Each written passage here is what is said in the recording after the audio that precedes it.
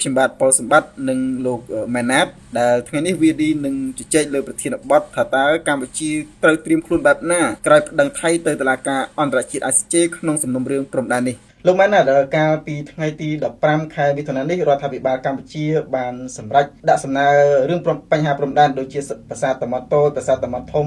ប្រាសាទតាក្របីនិងតំបន់មុំ3នឹងទៅតុលាការអន្តរជាតិ ICJ ខណៈភាគីថៃមិនទទួលស្គាល់យុត្ថាធិការអន្តរជាតិ ICJ តើលោកយល់ឃើញយ៉ាងម៉េចដែរបាទជំរាបសួរលោកប៉ុលសម្បត្តិក្រោយពីយើងដាក់ពាក្យបណ្ដឹងទៅតុលាការយុត្តិធម៌អន្តរជាតិ ICJ កម្ពុជាយើងត្រូវត្រៀមឯកសារបន្ថែមទៀតបើមានការខ្វះខាតឲ្យបានពេញលេញទៅបញ្ជូនទៅឲ្យគេតាមក្រោយអត់បញ្ហាទេអាហ្នឹងសំខាន់យើងបានបញ្ជូនពាក្យបណ្ដឹងទៅហើយអញ្ចឹងឯកសារផ្សេងដែលពាក់ព័ន្ធនេះយើងបញ្ជូនទៅតាមក្រោយជាបណ្ដាទៅនៅពេលដែលតុលាការគេត្រូវការចាំបាច់ហ្នឹងទី1ទី2មន្ត្រីរដ្ឋាភិបាលកម្ពុជាយើងជាពិសេសពួកមន្ត្រីទូតខ្មែរដែលធ្វើការនៅប្រទេសហូឡង់ឬប្រទេសបារាំងហ្នឹងត្រូវមានទំនាក់ទំនងល្អជាមួយនឹងពួកមន្ត្រីតុលាការដើម្បីតាមដានសំណុំរឿងរបស់កម្ពុជាទោះបីថៃមិនចូលរួមប្តឹងជាមួយយើងឬក៏ថៃមិនទទួលស្គាល់យុត្តាធិការតុលាការយុត្តិធម៌អន្តរជាតិ ICJ ក៏ដោយក៏អត់មានបញ្ហាទេឥឡូវយើងបានដាក់ប្តឹងរួចហើយការដាក់ប្តឹងនេះគឺផ្អែកទៅលើមាត្រាទី36ចំណុច2នៃលក្ខន្តិកៈរបស់ ICJ បានន័យថាទោះបីរដ្ឋទាំងពីរដែលមានចំនួនហ្នឹងភាគីណាមួយមិនចូលរួមប្តឹងក៏បានតែរដ្ឋមួយទៀតអាចប្តឹងហើយតុលាការគឺមានសិទ្ធិអនុម័តចាត់ចែងទទួលពាក្យបណ្ដឹងយើងហើយមានសិទ្ធិពេញលេញនៅក្នុងការដោះស្រាយបញ្ហាសំណុំរឿងហ្នឹងដូច្នេះវាអត់មានអីត្រូវសង្ស័យសម្រាប់កម្ពុជាទេចំណុចនេះកម្ពុជាបានប្តឹងហើយ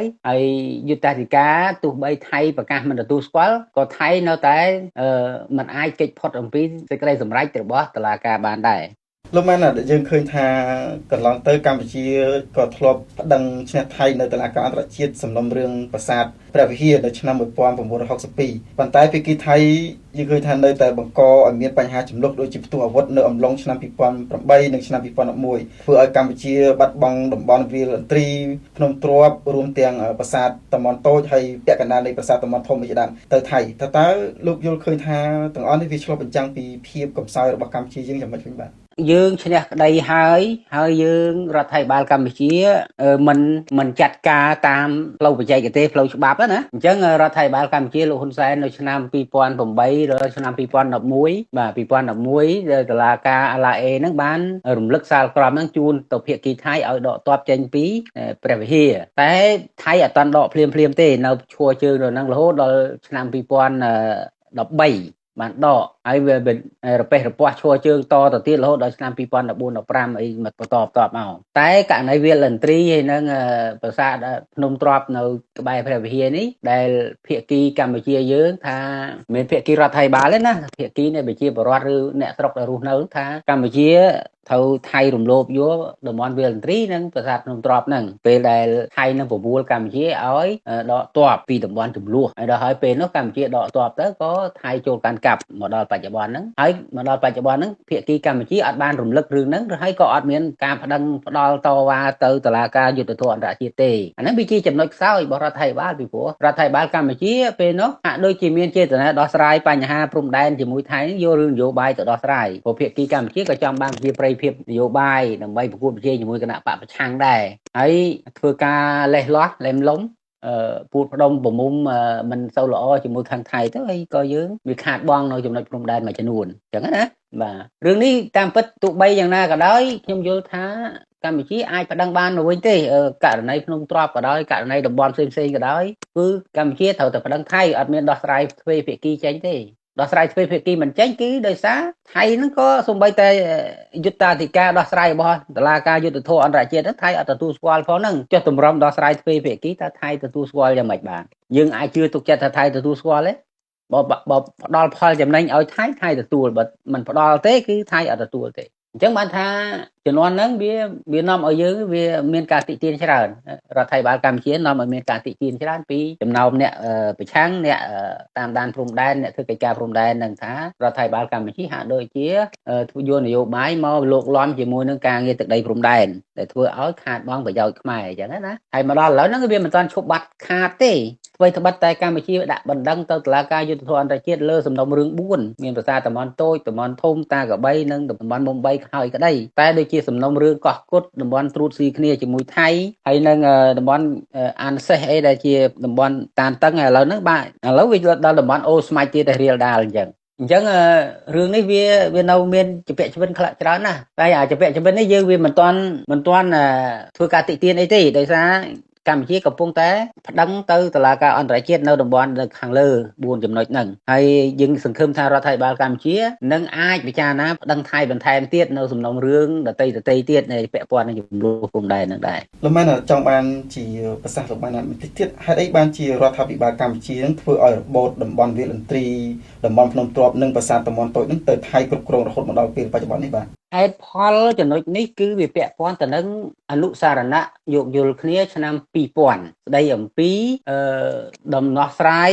តំបន់វិវាទព្រំដែនកម្ពុជាថៃក្នុងជំនាន់ហ្នឹងគឺរដ្ឋាភិបាលកម្ពុជាលោកហ៊ុនសែនបានធ្វើជាមួយរដ្ឋាភិបាលលោកថាក់សិនបាទហើយគេខាងថៃហ្នឹងគេឃើញ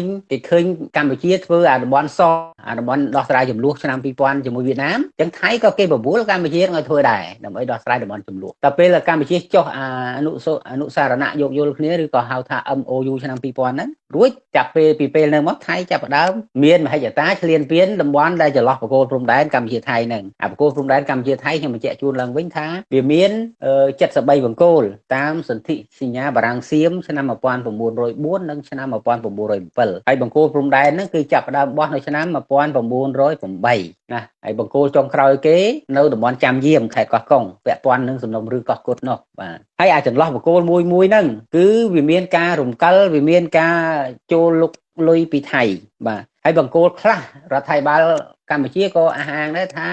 ថៃលួចរំកិលចូលមកក្នុងទឹកដីខ្មែរដូចជាបង្គោលចុងក្រោយបង្គោលលេខ73នៅតំបន់ចាំយាមលោកហ៊ុនម៉ាណែតនិយាយប្រហែលខែមុននេះថាថៃរំកិលព្រោះมันបង្គោលហ្នឹងมันអត់នៅលើកន្លែងចំណុចទីតាំងដើមទេអញ្ចឹងមានន័យថាថៃរំកិលចូលមកអញ្ចឹងណាហើយអញ្ចឹងបានជំរុញឲ្យមានគណៈកម្មការបច្ចេកទេសហៅ JBC គណៈកម្មការនឹងជជែកគ្នាតែខ្ញុំយល់ថាគណៈកម្មការជជែកគ្នាក៏មានបញ្ហាដែរព្រោះថៃក៏បង្ខំឲ្យជំនាន់ហ្នឹងយើងមិននិយាយស្ថានភាពបច្ចុប្បន្នយើងរំលឹកថយក្រោយបន្តិចថាជំនាន់ហ្នឹងថៃក៏បង្ខំឲ្យកម្ពុជាទទួលយកផែនទីថៃដែលធ្វើជាឯកតោភាគីមកដាក់លើតុចរចាហើយកម្ពុជាយកផែនទីបារាំងយកទៅចរចាហើយរហូតដល់មានការឯកភាពគ្នាជាង40បង្គោលទៅហើយក្នុងចំណោមបង្គោលទាំងអស់73ហ្នឹងអញ្ចឹងចំណុចនេះយើងមានការសង្ស័យថាប្រហែលជារដ្ឋាភិបាលកម្ពុជាទទួលស្គាល់ផែនទីថៃមួយចំនួនក្នុងការចរចាដែលយើងថាទទួលស្គាល់ហើយដែលនាំឲ្យមានការស្រោះស្រួលហ្នឹងគឺយើងដឹងហើយចំហថៃគេអត់ឲ្យតម្លៃទៅលើផែនទីរបស់បារាំងទេព្រោះគេចោទប្រកាន់ថាបារាំងហ្នឹងជាប្រទេសអាណានិគមហើយកាត់ដីតាមទំនើងចិត្តទៅឲ្យប្រទេសដែលខ្លួនឯងដាក់អាណានិគមដូចកម្ពុជាអញ្ចឹងណាអញ្ចឹងបានគេមិនទទួលយកមិនងាយទទួលយកទេអញ្ចឹងបានយើងសង្ស័យថាអាដំណោះស្រាយបញ្ហាព្រំដែនវាមិនប្រក្រតីទេគណៈកម្មការបច្ចេកទេសមួយចំនួនជាមួយថៃនិងកន្លែងខ្លះហ្នឹងប្រហែលជាកម្ពុជាអាចលួចទទួលស្គាល់ដោយករណីនៃវាលន្ត្រីករណីភ្នំទ្រាប់និងតំបន់តូចហ្នឹងឃើញទេឥឡូវខ្ញុំឆ្លើយសំណួរបងអូនថាករណីប្រាសាទតំបន់តូចវាលន្ត្រីឬភ្នំទ្រាប់នេះឲ្យថៃគ្រប់គ្រងស្រួលហើយមិនមកដល់បច្ចុប្បន្នហ្នឹងនៅខាងភ្នំទ្រាប់និងវាលន្ត្រីអត់មានការតវ៉ានេះវាពាក់ព័ន្ធនឹង MOU ឆ្នាំ2000ហ្នឹងហើយពេលក្រោយ MOU ឆ្នាំ2000ហើយថៃដាក់ទាហានដាក់ទ័ពមកគ្រប់គ្រងគណៈកម្មការព្រំដែនកម្ពុជាជំនាន់ហ្នឹងលោកវ៉ាកំហុងហើយជំនាន់ហ្នឹងដែរគឺអ្នកដែលមានអំណាចនៅក្នុងគណៈរដ្ឋមន្ត្រីកម្ពុជាហ្នឹងគឺលោកសុកអានហើយលោកសុកអាននេះយើងមិនគាត់ស្លាប់ទៅហើយប៉ុន្តែយើងមិនចង់ប្រមាថការទៀនរំលឹកគាត់ច្រើនទេដោយសារគាត់គឺជាជនដែលលោភលន់ទៅនឹងអំណាចលោភលន់ទៅនឹងទ្រព្យសម្បត្តិពុករលួយអញ្ចឹងគាត់ល្មមហ្នឹងគឺបើកភ្នែកម្ខាងបាត់ភ្នែកម្ខាងជាមួយថៃឃើញទេអញ្ចឹងហើយបាននាំឲ្យថៃនឹងនាំឲ្យថៃនិងកម្ពុជាមានការព្រមព្រៀងគ្នាមិនចង់ឲ្យមានការទាស់ទែងខ្វែងគំនិតគ្នាផ្ដាល់ទៅតុលាការអន្តរជាតិបានជាឲ្យក៏ដោយឲ្យថៃនឹងគ្រប់គ្រងប្រាសាទតំបន់តូចហើយយល់ព្រមជាមួយថៃនឹងទៅចែកតំបន់ប្រាសាទ តំបន់ធំហើយនឹងប្រាសាទតាកបីហ្នឹងចែកគ្នាគ្រប់គ្រងទៀតណាហើយបើយើងផ្អែកទៅលើពួកមន្ត្រីរដ្ឋាភិបាលកម្ពុជាហ្នឹងក៏អះអាងដែរថាប្រាសាទអស់ហ្នឹងទាំងតំបន់តូចតំបន់ធំតាកបីអីអស់ហ្នឹងវាស្ថិតនៅក្នុងដីខ្មែរទេបើផ្អែកតាមផែនទីបារាំងចុះបើផ្អែកតាមផែនទីបារាំងថាជារបស់ខ្មែរហេតុអីបានជាគណៈកម្មការចរចាព្រំដែនជំនាន់ហ្នឹងបដ ாய் ឲ្យថៃហ្នឹងមកចូលរួមគ្រប់គ្រងឃើញទេអាហ្នឹងវាជាកំហុសរបស់រដ្ឋាភិបាលកម្ពុជាដែលលោកយកបញ្ហានយោបាយមកលោកលំច្បល់ជាមួយរឿងបញ្ហាទឹកបូនអភិរក្សជាតិចង់ឲ្យលោកបន្ថែមតិចទៀតពាក់ព័ន្ធនឹងដែលរដ្ឋាភិបាលសម្រេចដឹងថៃទៅតុលាការអន្តរជាតិ ICJ កាលពីថ្ងៃទី15ខែមិថុនានេះថាតើកម្ពុជាយើងគួរតែត្រៀមខ្លួនបែបណាខ្លះដើម្បីឲ្យប្រកាសថាការឈ្នះក្តីនៅ ICJ នឹងកម្ពុជានឹងទទួលបានដីដែលថៃកំពុងគ្រប់គ្រងនឹងត្រឡប់មកវិញលោកមែនទេបាទចំណុចនេះខ្ញុំអាចជម្រាបជូនប្រជាពលរដ្ឋបានថារដ្ឋាភិបាលបើយើងធ្វើតាមជំហានដែលជំហាននៃច្បាប់ជំហានបច្ចេកទេសគឺកម្ពុជានឹងឈ្នះហើយអត់បញ្ហាទេកម្ពុជាទៅទី1ប្រកាន់រឹងមាំនៅសន្ធិសញ្ញាបារាំងសៀមឆ្នាំ1904និង1907ហើយមានផែនទីអមដែលផែនទីរបស់បារាំងហ្នឹងបាទនៅឆ្នាំ1908ផែនទីហ្នឹងអញ្ចឹងយកផែនទីទៅដោះស្រាយទៅខ្សែបន្ទាត់ព្រំដែនដែលមាននៅលើផែនទីហ្នឹងគឺជាខ្សែបន្ទាត់ព្រំដែនជាក់ស្ដែងនៅលើផែនដីយើងបច្ចុប្បន្នហើយបើសិនតែឃើញថាខ្សែបន្ទាត់ព្រំដែនលើផែនដីបច្ចុប្បន្នហ្នឹងវាខុសពីខ្សែបន្ទាត់លើព្រំដែនផែនទីបានន័យថាថៃឈ្លានពានអញ្ចឹងតុលាការមានសិទ្ធិសម្រេចឲ្យថៃដកខ្លួនចេញពីតំបន់ព្រំដែនដែលវាចូលជ្រៅចូលលើសការអ្វីដែលមានទៅក្នុងផែនទីពុទ្ធតុលាការគេកាត់ក្តីទៅលើច្បាប់ហើយច្បាប់ជាមូលដ្ឋានរបស់កម្ពុជាហ្នឹងគឺផែនទីព្រំដែនសម័យបារាំងនឹងឯងមិនមែនផែនទីដែលថៃគូសជាឯកតោភាគីទេហ្នឹងទី1ចំណុចទី2ផ្អែកលើវត្តសាស្ត្រផ្អែកលើវត្តសាស្ត្រនេះសំដៅលើតើកម្ពុជាយើងមានប្រវត្តិសាស្ត្រនៅលើតំបន់ព្រំដែនហ្នឹងតាំងពីពេលណាហើយតើថៃមានប្រវត្តិសាស្ត្រតាំងពីពេលណាហើយបើផ្អែកទៅលើវត្តសាស្ត្រគឺថៃអត់មានលទ្ធភាពទេព្រោះថៃប្រទេសថៃទៅតែរដ្ឋសខោតីទៅតែបង្កើតឡើងនៅសតវត្សទី13នេះទេអញ្ចឹងពាក់កណ្ដាលចុងក្រោយនៃសម័យអង្គរអញ្ចឹងបើយើងផ្អែកទៅលើប្រាសាទតំបន់តូចតំបន់ធំអីគេកសាងឡើងតាំងពីមុនដែលថៃកើតរដ្ឋតាំងពីសតវត្សទី11បាទអញ្ចឹងកើតឡើងមុនបើផ្អែកលើវត្តសាស្ត្រគឺថៃគ្មានសិទ្ធិមកកាន់កាប់តំបន់អស់ហ្នឹងទេបាទទី3ចំណុចទី3គឺយើងត្រូវមានភ្ជាប់មួយទៀតគឺកិច្ចព្រមព្រៀងទីក្រុងប៉ារីសឆ្នាំ91ព្រោះភាគីថៃក៏ជារដ្ឋហត្ថលេខីដែរដែលសន្យាជាអលរឹកថាគោរពបូរណភាពដីកម្ពុជាហ្នឹង3ចំណុចហ្នឹងទីច្បាប់សន្ធិសញ្ញាបារាំងសៀមវត្តសាស្ត្រហើយនឹងកិច្ចព្រមព្រៀងក្រុងប៉ារីសអាចធ្វើជាតល័យកក្នុងការប្តឹងមានអត្ថភាពឈ្នះថៃបាទមួយទៀតលោកមែនណាយើងឃើញថាថ្មីនេះលោកហ៊ុនសែនក៏បានផុសនៅលើ Facebook របស់លោកហាក់បានបោះដៃទៅឲ្យសហគមន៍អន្តរជាតិឲ្យជួយគ្រប់គ្រងប្រទេសដែលគោរពគេហៅថាច្បាប់អន្តរជាតិគណៈភាគីថៃបានច្រានចោលមិនទទួលយកអំណាចយុត្ថាធិការ ICJ តែបើយើងមើលថាគេឈ្មោះកម្ពុជាយើងលើឆាកអន្តរជាតិគេរកឃើញថាមានអំពើពុករលួយមានបញ្ហាអក្រិតកម្មឆ្លងដែនចាប់ចម្រិតអីជាដើមតែដើម្បីឲ្យបរទេសគ្រប់គ្រងកម្ពុជាយើងតែរដ្ឋាភិបាលគួរតែធ្វើយ៉ាងម៉េចវិញបាទរឿងនេះវាពីរដែលឡែកពីគ្នាពាក់ព័ន្ធតែរឿងពុករលួយពាក់ព័ន្ធរឿងបទឆបោកអនឡាញវាជារឿងដោយឡែកប៉ុន្តែពាក់ព័ន្ធរឿងបញ្ហាប្តឹងផ្ដាល់លើសំណុំរឿងព្រំដែនវារឿងមួយទៀតអានោះបញ្ហារឿងទឹកដីបូរណភាពជាតិអញ្ចឹងណាហើយបើផ្អែកទៅលើផ្លូវច្បាប់គេអត់យករឿងពីរនឹងមកលោកឡំទេរឿងពុករលួយរឿងស្អីពាក់ព័ន្ធនឹងនយោបាយគ្រប់គ្រងរបស់លោកហ៊ុនសែនរឿងផ្សេងអាហ្នឹងគេមិនជជែកជាមួយទេមិនដាក់មកក្នុងប្រធានបទជជែកទេតែអ្វីដែលកម្ពុជាគួរតែរំលឹកអន្តរជាតិបច្ចុប្បន្នហ្នឹងក៏ជាការស្ដារមុខមាត់កម្ពុជាខ្លួនឯងដែរគឺរក្សាជំហរមើងម៉ាត់ក្នុងការការពារបូរណភាពទឹកដីហ្នឹងហើយក្នុងពេលឥឡូវហ្នឹងដល់ពេលដាក់សំណុំរឿងទៅតុលាការហើយហ្នឹងនេះកម្ពុជាត្រូវតែគៀងគរមិនថាសមាគមអាស៊ាន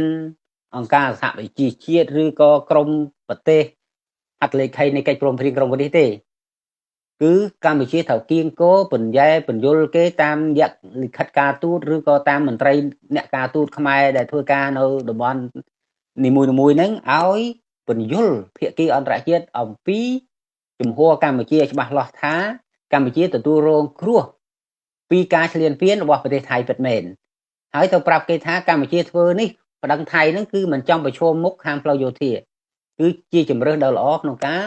ដោះស្រាយដោយសន្តិវិធី មានន័យថាតាមផ្លូវតុលាការយុត្តិធម៌អន្តរជាតិហើយចំណុចនេះគេដឹងច្បាស់ហើយថាប្រទេសថៃបដិសេធយុត្តិធម៌អញ្ចឹងប្រទេសថៃជាភាគីរំលោភបើមិនទទួលស្គាល់យុត្តិធម៌អង្គការសហប្រជាជាតិឬក៏យុត្តិធម៌របស់តុលាការអន្តរជាតិបានន័យថាភាគីដែលមិនទទួលស្គាល់គឺជាភាគីរំលោភបំពានគេហើយអានឹងអញ្ចឹងណាបាទអញ្ចឹងអ្វីដែលកម្ពុជាគួរធ្វើបច្ចុប្បន្នហ្នឹងគឺត្រូវតែពង្រឹងសមត្ថភាពមន្ត្រីការទូតទាំងថែមទៀតហើយឲ្យធ្វើកិច្ចការឲ្យចំគោលដៅហើយអ្វីដែលចាំបាច់ខ្ញុំបញ្ជាក់ជូនអ្វីដែលចាំបាច់ហ្នឹងគឺដើរគៀងគរភាគីអន្តរជាតិដទៃទៀតឲ្យយល់អំពីជំហររបស់កម្ពុជាក្នុងការបដិងថៃរឿងសំណុំរឿងព្រំដែននេះបាទស្របពេលដែលបច្ចុប្បន្ននេះលោកមែនណាឃើញស្ថានភាពជាក់ស្ដែងកម្ពុជាហាក់មិនទាន់មានសញ្ញានៃការផ្សះផ្សាជាតិទេមានតែចាប់បន្ថែមដូចជាករណីថ្មីនេះចាប់គណៈបកប្រឆាំងគណៈបកភ្លើងទៀនមានលោកដឹកឆាយគណៈបកកម្លាំងជាតិមានលោកដឹមគឿងអីជាដើមសំណួរថាតើមានរឿងនងកម្ពុជានឹងផ្សះផ្សាជាតិទេក្នុងកលៈទេសៈនេះបាទបើផ្អែកលើស្មារតីរដ្ឋធម្មនុញ្ញកម្ពុជារដ្ឋាភិបាលកម្ពុជាហ្នឹងគឺជាអ្នកដើមចមគឺជាអ្នកដែលបង្កហេតុឲ្យមានការបែកបាក់ជាតិជាអ្នកបង្កហេតុឲ្យមានការដួលរលំនៃការគោរពសិទ្ធិមនុស្សនិងប្រជាធិបតេយ្យអញ្ចឹងរដ្ឋាភិបាលកម្ពុជាហ្នឹងគឺជាអ្នកណានាំអាតក្នុងការស្ដារស្ថានភាពសិទ្ធិមនុស្សប្រជាធិបតេយ្យឡើងវិញទៅអាហ្នឹងវាជាចំណុចសំខាន់ណាស់ការផ្សះផ្សាជាតិមិនមែនធ្វើតែសម្បកតែរដ្ឋាភិបាលប៉ុណ្ណឹងគ្រប់គ្រាន់ទេការផ្សះផ្សាជាតិស្មារតីជាតិដើម្បីតតាំងជាមួយប្រទេសឆ្លៀនពៀនជិតខាងនេះវាទាល់តែផ្ទៃក្នុងជាតិកម្ពុជាហ្នឹងវាឯកភាពគ្នាដែរចឹងណាហើយកាលណាឯកភាពគ្នាវាទាមទារឲ្យការស្ដារសិទ្ធិមនុស្សជាផ្ទៃហើយនៅពេលដែលរដ្ឋាភិបាលចាប់ផ្ដើមជជែកឥឡូវនេះយើងឃើញលោកហ៊ុនសែនលោកហ៊ុនម៉ាណែតផ្ញើសារអំពីរឿងការឯកភាពជាតិពីរឿងអីប៉ុន្តែយើងមើលសារនៅលើតែការលើកឡើងនេះនៅលើតែទ្រឹស្ដីទេហើយជាទ្រឹស្ដីដែលវាមិនសមហេតុសមផលទៅទៀតអ្វីដែលរដ្ឋាភិបាលលើកហ្នឹងវាខុសអំពីអ្វីដែលរដ្ឋាភិបាលធ្វើបានន័យថាលើកចង់បានសេរីភាពចង់បានការរួបរวมជាតិតែណាដៃមួយខាងទៀតជាក់ស្ដែងគឺតាមចាប់អ្នកដែលរិះគន់ដាក់គុកខែមអាហ្នឹងវាមិនជារឿងល្អទេអាហ្នឹងវាមិនមែនហៅថាការផ្សះផ្សាជាតិទេហៅថាការបង្ក្រាបនៅសិទ្ធិសេរីភាពបញ្ចេញមតិការបង្ក្រាបលើវិស័យសិទ្ធិមនុស្សហើយការធ្វើអញ្ចឹងវាអត់ជោគជ័យក្នុងការដោះស្រាយបញ្ហាជាតិណាផ្ទៃក្នុងជាតិណាអញ្ចឹងដើម្បីភាពជោគជ័យសម្រាប់ជាតិការពារបូរណភាពទឹកដីបានរឹងមាំទាំងអស់គ្នាវាទាល់តែគ្រប់ភាគីទាំងអស់ហ្នឹងត្រូវតែផ្សះផ្សាឯកភាពគ្នាដែរហើយជាពិសេសនេះគឺរដ្ឋាភិបាលកាន់អំណាចបច្ចុប្បន្នហ្នឹងត្រូវតែណាចាប់ផ្ដើមមុនទម្លាក់ចោលនៅសំណុំរឿងទាំងឡាយដែលពាក់ព័ន្ធទៅនឹងការចាប់មនុស្សដាក់ឃុំកន្លងទៅនឹងរួមទាំងអ្នកនយោបាយរួមទាំងសកម្មជនសង្គមសកម្មជនបរិស្ថាននិងអ្នកតិទៀនរឿងព្រំដែនអីថ្មីនេះហ្នឹងត្រូវតែដោះលែងពួកគាត់ឲ្យមានសេរីភាពហើយបើដោះលែងអត់ប្របាក់ទេតុលាការនៃរដ្ឋាភិបាលក៏ថាអាហ្នឹងជានីតិវិធីតុលាការនីតិវិធីតុលាការក៏អាចធ្វើបានដែរវាអត់បញ្ហាទេវាសំខាន់ណាឲ្យតែនយោបាយហ្នឹងវាស្រួលហើយគឺតុលាការហ្នឹងអាចនិយាយគ្នាបានទេឲ្យក្រសួងយុទ្ធភ័ពធ្វើការទៅវាដោះស្រាយបានពីព្រោះអ្នកអស់ហ្នឹងមានទោសពីបទប្រព្រឹត្តបទអក្រិតអីទេពួកអ្នកគ្រាន់តែនិយាយស្ដីបញ្ចេញមតិហ្នឹងអាហ្នឹងតាមសង្គមប្រជាធិបតេយ្យគឺអ្នកនិយាយដោយប្រើមាត់ប្រើវោហារសាស្ត្រហ្នឹងវាអត់មានទោសទណ្ឌឯណារហូតដល់ជាប់គុកទេអត់មានទេបាទអញ្ចឹងចំណុចនេះគឺជាចំណុចវិជ្ជមានខ្លាំងណាស់ដែលរដ្ឋាភិបាលកម្ពុជាត្រូវតែពិចារណាយកស្មារតីរដ្ឋធម្មនុញ្ញមកអនុវត្តហើយផ្សះផ្សានៅណាស្មារតីជាតិនឹងរួមគ្នាឡើងវិញបាទចុះជាទស្សនៈរបស់លោកតើបើសិនជារដ្ឋាភិបាលមិនបង្ហាញពីការផ្សះផ្សាជាតិទេតើកម្ពុជានឹងប្រឈមបែបណាស្របពេលដែលយើងរដ្ឋាភិបាលទាមទារឲ្យមានការគ្រប់គ្រងពីអន្តរជាតិហើយបច្ចុប្បន្ននេះយើងកំពុងតែប្រឈមជាមួយនឹងប្រទេសជិតខាងដូចជាប្រទេសថៃជាដើមស្របពេលដែលយើងក៏បានដាក់សំណុំរឿងទៅតុលាការអន្តរជាតិប៉ុន្តែជាឃើញថាថៃក៏គេនៅមិនទាន់ទទួលស្គាល់យុត្តិធម៌អីជាដើមជាទស្សនៈរបស់លោកតើដើម្បីផ្សះផ្សាជាតិបានរដ្ឋាភិបាលគួរតែធ្វើបែបណាបាទបើរដ្ឋាភិបាលគាត់និយាយតែមាត់ថាផ្សះផ្សាជាតិថាចង់បានស្មារតីសាមគ្គីជាតិហើយមិនធ្វើបានន័យថាគាត់កុហកប្រជាពលរដ្ឋណាប្រជាពលរដ្ឋពិចារណាទៅចំណុចហ្នឹងទី2នៅពេលដែលពួកប្រទេសជិតខាងកំពុងមើលស្រាលកម្ពុជាបច្ចុប្បន្នហ្នឹងឃើញទេឥឡូវយើងនិយាយមកជ្រុងចោះករណីពលករខ្មែររាប់លាននាក់ ណាជាង1លានអ្នកនៅស្រុកថៃរត់មកកម្ពុជាវិញកានៅពេលដែលថៃរើសអើងជាតិសាសន៍នៅក្នុងរឿងសង្គ្រាមនៅក្នុងរឿងចំនួនព្រំដែនអញ្ចឹងនេះហើយកម្ពុជាផ្ទៃក្នុងខ្លួនឯងនឹងអត់មានការងារឲ្យគាត់ពួកគាត់ធ្វើហើយតើរដ្ឋាភិបាលទទួលបន្ទុកយ៉ាងម៉េចឬក៏ទៅប្រកាសរៃលុយរាយកាក់ពីប្រជាពលរដ្ឋហ្នឹងយកទៅធ្វើបើរៃទៅវាមិនគ្រប់គ្រាន់ទេมันអាចទៅចិញ្ចឹមមនុស្សទាំងអស់នឹងបានទេអញ្ចឹងវិធីមួយទៀតគឺបង្កើតការងារហើយបង្កើតការងារតើរដ្ឋាភិបាលទៅធ្វើអីដើម្បីបង្កើតការងារបានប្រសិទ្ធភាពវាទាល់តែរដ្ឋាភិបាលហ្នឹងវាបង្កើតបើកលំហនៅសេរីភាពបើកលំហនៅប្រជាធិបតេយ្យសិទ្ធិមនុស្សអីឡើងវិញដែរហើយទៅនិយាយជាមួយសហភាពអឺរ៉ុបម្ដងទៀតរឿងអស់នេះព្រោះសហភាពអឺរ៉ុបគេមិនទាន់ដកប្រព័ន្ធអនុគ្រោះពន្ធទាំងអស់ទេគេដកតែ20%ទេអញ្ចឹង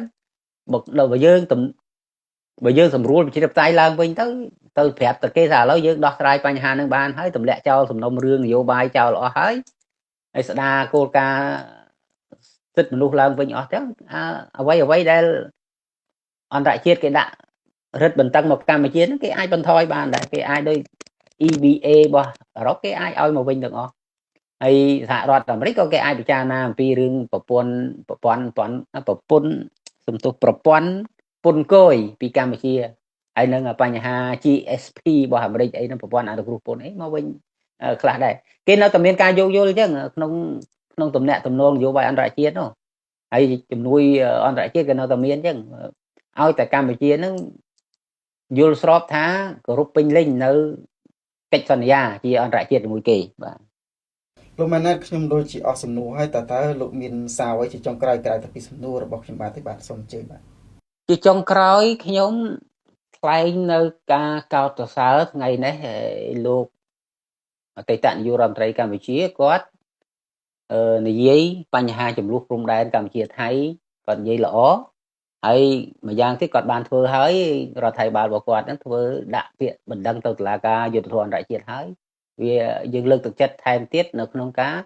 ឲ្យកម្ពុជានឹងរៀបចំសំណុំឯកសារដែលខ្វះខាតហ្នឹងទៅកាន់តុលាការហើយត្រូវសហការឲ្យបានល្អជាមួយតុលាការនឹងគាត់តែបញ្ជាក់ជូនសរុបឡើងវិញទេហើយម្យ៉ាងទៀតបញ្ហាពលករកម្ពុជាបញ្ហាវិវាទខ្លះទៀតព្រំដែននៅបាក់សំទោសបិទឬបើកច្រកព្រំដែនហ្នឹងពិចារណាទៅជជែកគ្នាជាមួយភាគីថៃតាមលក្ខណៈកម្មការបច្ចេកទេសហ្នឹងទៅហើយម្យ៉ាងទៀតយើងមើលទៅរដ្ឋាភិបាលថៃហើយនឹងរដ្ឋាភិបាលកម្ពុជាហ្នឹងមិនទាន់ខុសគ្នានៅឡើយទេនាយករដ្ឋមន្ត្រីហ្នឹងនៅមានទស្សនៈស្របគ្នានៅឡើយទេអញ្ចឹងអាចដោះស្រាយបានប៉ុន្តែបញ្ហាដែលដោះស្រាយមិនទាន់បានបច្ចុប្បន្នគឺជាមួយនឹងភាគីយោធាថៃអញ្ចឹងណាអញ្ចឹងយើងសង្ឃឹមថារដ្ឋាភិបាលកម្ពុជានិងរដ្ឋាភិបាលថៃដោះស្រាយបញ្ហាដែលវាមានការយល់ច្រឡំគ្នាដូចជាការរើសអើងជាតិសាសន៍ការរើសអើងការបិទច្រកព្រំដែនការដែល